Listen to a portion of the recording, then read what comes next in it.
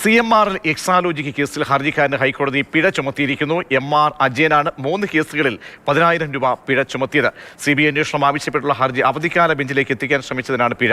ബിനൽ ചേരുന്നുണ്ട്. ബിനൽ, എന്തൊക്കെയാണ് ഈ വിഷയവുമായി ബന്ധപ്പെട്ട് കോടതി നിരീക്ഷിച്ചതും അതിലിപ്പോൾ പിഴ ഹർജിക്കാരന് മേൽ ചുമത്തുന്നതും വിവരങ്ങൾ? പ്രതീക്ഷ, ഇന്ന് 3 ഹർജികളാണ് MR അജയന്റേതായിട്ട് ഇന്ന് കോടതിയിലെത്തിയത്. അതിലൊന്ന് മാസപ്പടി കേസായിരുന്നു. മറ്റൊന്ന് BJP സംസ്ഥാന അധ്യക്ഷൻ രാജീവ് ചന്ദ്രശേഖർ ഈ ശബരിമല സ്വർണ്ണക്കൊള്ളക്കേസിൽ CBI അന്വേഷണം ആവശ്യപ്പെട്ട നേരത്തെ ഒരു ഹർജി നൽകിയിരുന്നു. അതിൽ കക്ഷി ചേരാനുള്ള അപേക്ഷ നൽകി. അതോടൊപ്പം തന്നെ മറ്റൊരു കേസും ഇന്ന് അവധിക്കാല ബെഞ്ചിന് മുന്നിലേക്ക് MR അജയന്റെ ഭാഗമായി എത്തിക്കാൻ ശ്രമിച്ചു. അതിലാണ് ഹൈക്കോടതി ഇപ്പോൾ ഈ 3 കേസുകളിലും 10,000 രൂപ വീതം പിഴ ചുമത്തിയിരിക്കുന്നത്. ഇതിന്റെ ഒരു പ്രധാനപ്പെട്ട കാര്യം, ഈ കേസുകൾ, ഈ മാസപ്പടി കേസാണെങ്കിൽ ജനുവരി 21 ഹൈക്കോടതി ലിസ്റ്റ് ചെയ്തിട്ടുള്ള കേസാണ്. അത് ഇന്ന് ഒരു ഇന്റർലോക്കറ്ററി ആപ്ലിക്കേഷൻ ഇട്ട് ഇന്ന് കൊണ്ടുവരികയായിരുന്നു. അതോടൊപ്പം തന്നെ ഈ ശബരിമല സ്വർണ്ണക്കൊള്ളക്കേസിൽ കക്ഷി ചേരാനുള്ള അപേക്ഷ നൽകി. അത് അടുത്തടുത്ത ഹർജികളായി വന്നു. പക്ഷേ ഈ ഹർജിക്കാരന്റെ അഭിഭാഷകൻ കോടതിയിൽ ഹാജരുണ്ടായിരുന്നില്ല. മറ്റ് അഭിഭാഷകർ, അഡീഷണൽ സോളിസിറ്റർ ജനറൽ അടക്കമുള്ളവർ ഈ മാസപ്പടി കേസിൽ ഹൈക്കോടതിയിൽ ഈ ഓൺലൈനായി ഹാജരായിരിക്കുകയായിരുന്നു.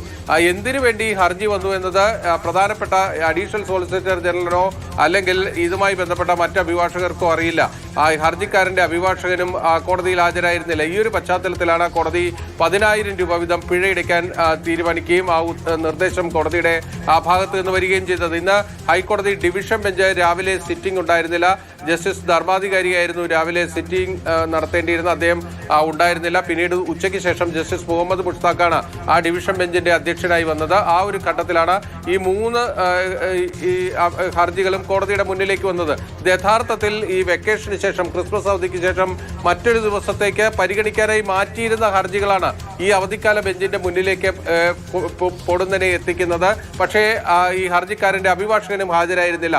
മറ്റ് അഭിഭാഷകരെയൊക്കെ സംബന്ധിച്ചിടത്തോളം അവരെല്ലാം കോടതിയിലെത്തുകയും എന്തിനു വേണ്ടി ഈ അവധിക്കാല ബെഞ്ചിലേക്ക് ഈ ഹർജികൾ എത്തിയെന്ന് ചോദിച്ചാൽ അതിന് കൃത്യമായ ഉത്തരവുമില്ല. അതുകൊണ്ടാണ് കോടതി പറഞ്ഞത് ഇതിന് പിന്നിൽ ആരാണ് എന്ന് കൃത്യമായി അറിയാം എന്ന് പറഞ്ഞുകൊണ്ടാണ് ഹൈക്കോടതി ഡിവിഷൻ ബെഞ്ച് ഈ ഹർജിക്കാരനായ MR അജയന് 3 കേസുകളിലും 10,000 രൂപ വീതം പിഴ ചുമത്താനായി ഉത്തരവിട്ടിരിക്കുന്നു.